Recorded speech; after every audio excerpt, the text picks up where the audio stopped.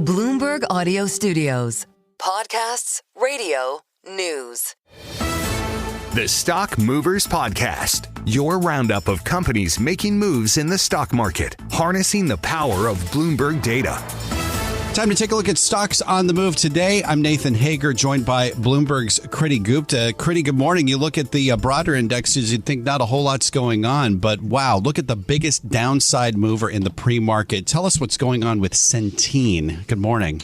Good morning, Nathan. It's the ripple effect from Centene that's catching my eye. A really fascinating one. Centene is a health insurer that is really taking some heat because they pulled their guidance.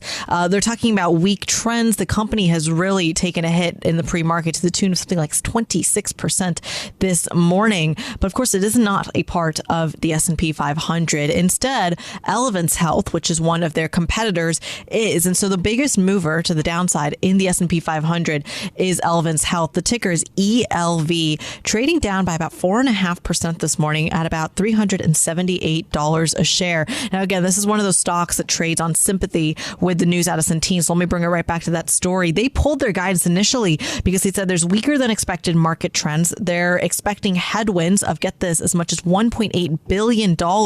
And even the analyst commentary on the back of that are saying that this is a clearly negative trajectory. And it's not a company specific story. It's an industry specific story, which is why you're seeing this ripple effect in the likes of Elevance Health. So that's one kind of doomsday mover to talk about this morning in terms of some of this market action. There's a couple of others, though, as well. This Verint Systems, again, this is not a company we talk about very often, but getting some interest from Thoma Bravo, the major private equity player, said to be in talks, according to Bloomberg reporting, to acquire Verint Systems. It's a maker of call center software.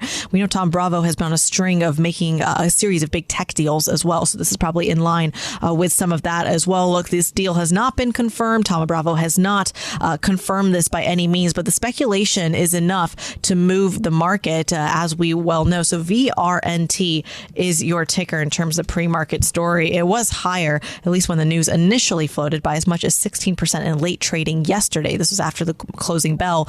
Higher by about 13% in the pre-market trading, Nathan, trading about just shy of $21 a share. VRNT is the ticker there. So I think those are probably the non-traditional stocks out of the way. Let's talk about the more traditional ones. Apple shares getting a bit of a boost this morning. AAPL is your ticker. It looks like it's getting an upgrade, actually, which is a rarity. Wall Street has been pretty tough on the stock lately. Higher by 0.7% this morning, trading at $209 a share. Remember, this is a company that's been roiled by all the Apple headlines. Also getting some news that Foxconn is pulling Chinese staff from India, which of course really hits their supply chain as well. Nevertheless, the stock is up higher because it's getting an upgrade this time over at, if you'll just give me a minute, over at Jefferies, giving an upgrade from a hold to a hold from an underperform, basically saying that those trends from China and the supply chain stories are changing, and that might be a positive for the stock. Higher by 0.7%. Nathan, let's talk about some drinking. I think is important. Let's do it. It's